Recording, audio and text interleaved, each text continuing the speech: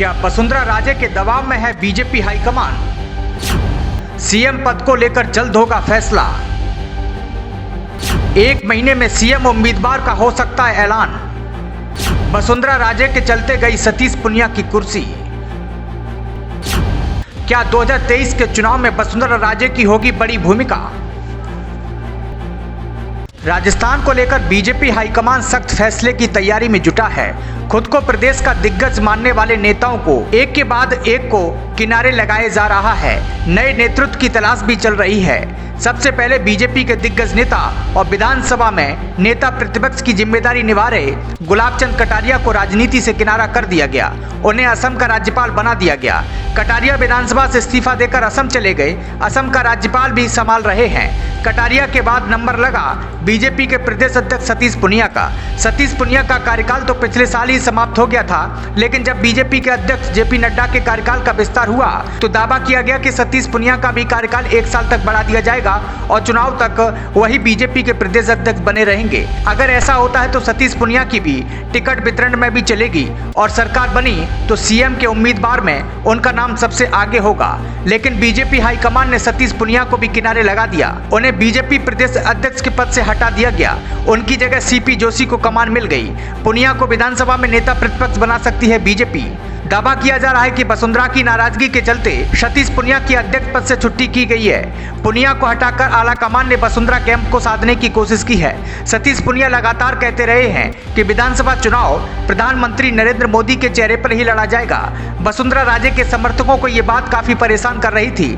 वसुंधरा राजे के समर्थक अंदर खाने पुनिया के हटाने की मांग करते रहे हैं। पार्टी आलाकमान ने पुनिया को हटाकर वसुंधरा राजे कैंप की एक मांग तो पूरी कर दी। दूसरी ओर वसुंधरा राजे कैंप की सबसे बड़ी मांग मुख्यमंत्री उम्मीदवार की है। समर्थक वसुंधरा राजे को मुख्यमंत्री का चेहरा घोषित करने की मांग कर रहे हैं, लेकिन अभी तक बीजेपी ने इस मांग को नहीं माना और न मानने के संकेत मिले हैं। यानी साफ है कि बीजेपी हाईकमान वसुंधरा राजे के सामने झुकने को तैयार नहीं है। लेकिन बीजेपी कहती है कि गुटबाजी भी बर्दाश्त नहीं की जाएगी। चुनाव तक पार्टी के अंदर गुटबाजी को पूरी तरह से खत्म करने की तैयारी में है। जो परेशानियां हैं उन्हें समय रहते ही हल किया जाएगा। लेकिन सबसे बड़ी परेशानी बीजेपी को वसुंधरा राजे के चलते ही आ रही है।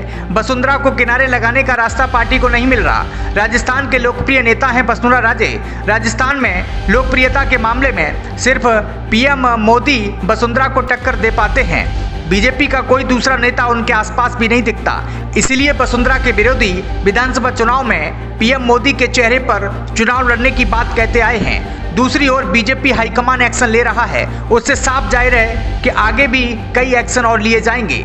जल्द ये भी तय हो जाएगा कि राजस्थान विधानसभा चुनाव में बीजेपी वसुंधरा राजे के नेतृत्व में लड़ेगी या फिर पीएम मोदी के नाम पर चुनाव लड़ा जाएगा। विधानसभा चुनाव में वसुंधरा की भूमिका क्या रहेगी, इसको लेकर पार्टी आलाकमान ने अभी तक कोई निर्णय नहीं लिया है। दावा किया जा रहा है कि 1 महीने में इसका फैसला हो जाएगा और तय माना जा रहा है कि पार्टी आलाकमान की रणनीति वसुंधरा राजे को बैलेंस करने की है। अब हर तरफ इसी बात का इंतजार है। हाईकमान को एहसास है कि वसुंधरा को सीएम बनाया तो बीजेपी के अंदर उत्साह दिखाई देगा, लेकिन चिंता इस बात की है कि विरोधी गुट पार्टी का खेल भी खराब कर सकते हैं। तो वसुंधरा लगातार अपनी ताकत दिखा रही हैं। हाल में ही मार्च में वसुंधरा ने चूरू में शक्ति प्रदर्शन किया था। वसुंधरा के कार्यक्रम में पार्टी के 40 से ज्यादा विधायक और कई सांसद, पूर्व विधायक और पूर्व सांसदों ने भाग लिया था। सतीश पुनिया के विरोध के बावजूद पार्टी विधायकों ने भाग लिया था। हालांकि वसुंधरा पार्टी की सिपाही हैं। उन्होंने साफ कहा है कि भारतीय जनता पार्टी का निर्णय सर्वोपरि है। जो पार्टी कहेगी वही वो स्वीकार करेंगी, वही होगा। लेकिन दावा किया जा रहा है कि आलाकमान वसुंधरा की अभी भूमिका तय नहीं कर पाया है। ब्यूरो रिपोर्ट, प्रजातंत्र टीवी।